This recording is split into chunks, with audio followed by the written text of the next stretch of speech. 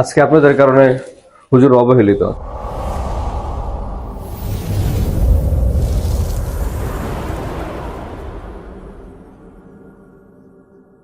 ভাই গরুটা কিন্তু ভালো হয়েছে।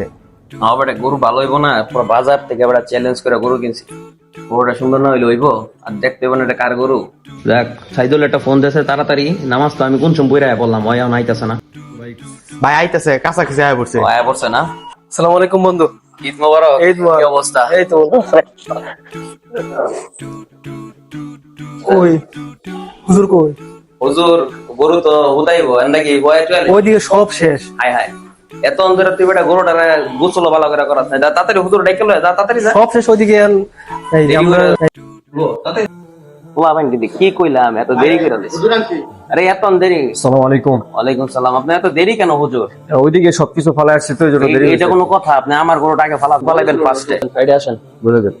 সবসময় আমার গরুটা তাড়াতাড়ি হয়, বুঝছেন? এইবার দেরি করে ফেলছেন আপনি। সমস্যা নেই, নাম বলে লিস্ট গুলো দেন দেখি। দিতেছি, আমার গরুটা তাড়াতাড়ি রেডি কর। ফাইলা দেরি করিস না। আচ্ছা, এই যে মোহাম্মদ আব্দুল করিম, পিতা আব্দুল জব্বার।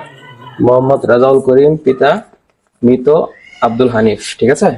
আর ওনাদের পক্ষ থেকে আল্লাহ রাস্তাকে কুরবানি দিয়ে আসলে দিবেন। ওনাদের পক্ষ থেকে না, ওই তো আল্লাহ তাআলা সবকিছু, আল্লাহ তাআলা আপনি একটু সুন্দর করে দিয়ে দিন। হ্যাঁ, ঠিক আছে, কষ্ট না পায়। আর আছে তো? হ্যাঁ যারা সমস্যা নেই। যাক তাহলে কইরা দেন। ঠিক আছে, সবাই সুন্দর করে ধরেন আর দমটা একদম ভালো করে ধরেন। ঠিক আছে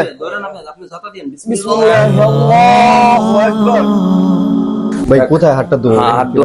সুন্দর হইছে কুরবানিটা। ঠিক আছে ঠিক আছে ভাই, তাহলে তো শেষ। আসসালামু আলাইকুম। জি হুজুর, তো যাবেন কেন? আচ্ছা চলে যাও। হুজুরে কিছু হাদিয়া টাদিয়া। ও আচ্ছা ঠিক আছে, একটু দাঁড়ান হুজুর। আপনি একটু কষ্ট করছেন হুজুর, তাহলে এটা রাখেন। ভাই গরুটা কিনলেন লাখ টাকার উপরে, আবার হাসিল দিলেন না হলো 5-6 হাজার টাকা, গাড়ি ভাড়া দিয়ে আনলেন, এখানেও মনে করেন যে আরো 3-4 হাজার টাকা দিচ্ছেন। এখন যারা এই গরু মনে করেন বানাইবে কসাইরা, অবরত না হইলেও আপনি 10,000 টাকার উপরে দিবেন। আমরা হুজুররা সারাটা বছর আপনাদের সাথে থাকি, এবং কি ঈদের দিনও ফ্যামিলি বাদ দিয়ে আপনাদের সাথে কুরবানি দিই, আর আমাদেরকে মাত্র 100 টাকা দেন। আপনি বিবেচনা করেন যে আপনি এতগুলো কথা বললাম, এটা কি আমাদের সাথে 100 টাকা যায়? যাক, আর কিছু বলার নাই। আসলে কি বলবো, আমরা আসলে হুজুর হইয়া সমাজে অবহেলিত হয়ে গেছি। ভাই আর কিছু বলার নাই, আসি। আল্লাহ হাফেজ, দোয়া করুন ভাই। এ হুজুর, হুজুর একটু আসেন। আমার ডাকছেন? হ্যাঁ, আসলে হুজুর সত্য কথা বলতে আমরা আসলে এই সমাজের মানুষগুলা কেমন জানি হয়ে গেছি। আমাদের বিবেক বিবেচনা আমরা সবসময় ভুল করি। আপনি যে বলছেন আসলে এই সমাজ এই হুজুরদেরকে অবহেলিত করে। এই যে আসলে আমি আপনার 100 টাকা দিচ্ছি হুজুর, আপনি আমার প্রতি কোনো কষ্ট কোনো কষ্ট নিয়ে আমরা দেখেন ফ্যামিলি ফালে আপনাদের সাথে ঈদ করি, এই জন্য আর কি একটু বললাম।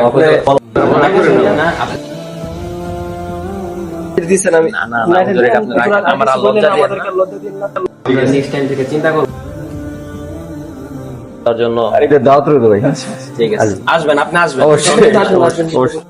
আসসালামু আলাইকুম। বল সাইদুল, আসলে আমরা এই সমাজে আসলে অন্ধত্বে বাস করতেছি।